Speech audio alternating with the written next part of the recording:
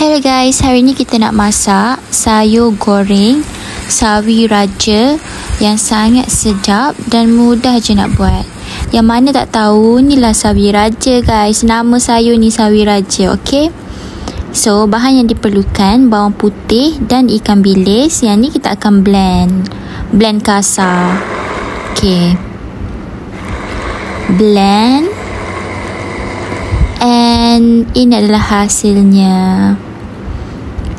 Okey, next panaskan kuali, masukkan sedikit minyak dan kita tumis bahan yang kita blend tadi. 2 bahan je, bawang putih dan juga sedikit ikan bilis. Goreng sehingga keperangan, sehingga bawang putih dan ikan bilis tu masak lah. Okey, kacau-kacau dan goreng. Yang ni buka api besar. Okey, bila dah keperangan macam ni, boleh masukkan bawang besar. Kacau-kacau sehingga bawang besar layu. Okey. Kacau-kacau. Buka api besar je guys. Kemudian kita akan masukkan carrot. Yang ni sebab budak-budak suka makan carrot. Kalau korang nak masukkan brokoli ke, boleh juga. Masukkan carrot dan juga bawang merah. Biarkan carrot terlembut dan bawang merah layu. Carrot kita letak first lah sebab carrot dia keras sikit kan. So kita nak suruh dia lembut. Okey, biarkan seketika. Kacau-kacau sehingga carrot tu lembut, sehingga bawang merah layu. Kemudian kita akan masukkan batang sawi raja tadi. Masukkan batang dulu. Batang ni dah siap dibersihkan dan dah siap dipotong. Okey, kacau-kacau. Bagi batang ni lembut sikit. Sekejap saja batang sawi ni, okey? Kacau-kacau.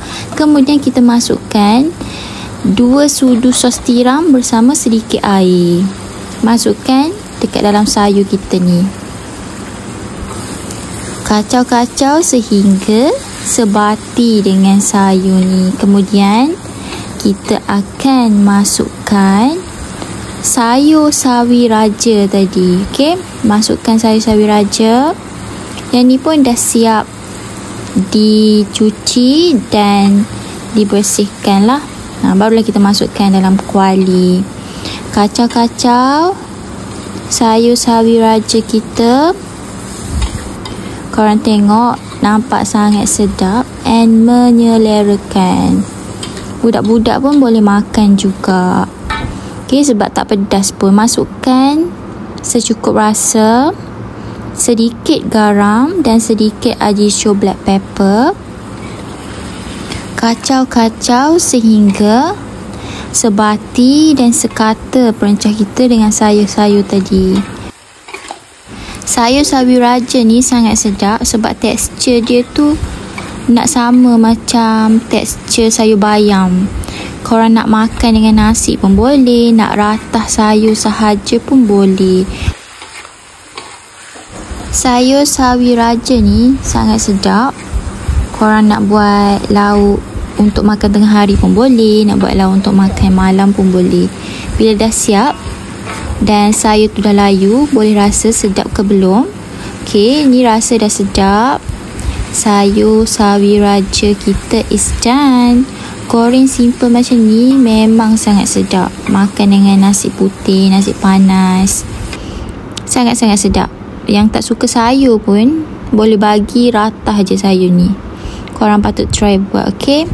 Resipi yang sangat sedap, mudah dan cepat untuk disediakan. Thanks for watching guys. Jangan lupa untuk like, share and subscribe to my YouTube channel. Bye, jumpa lagi. Assalamualaikum.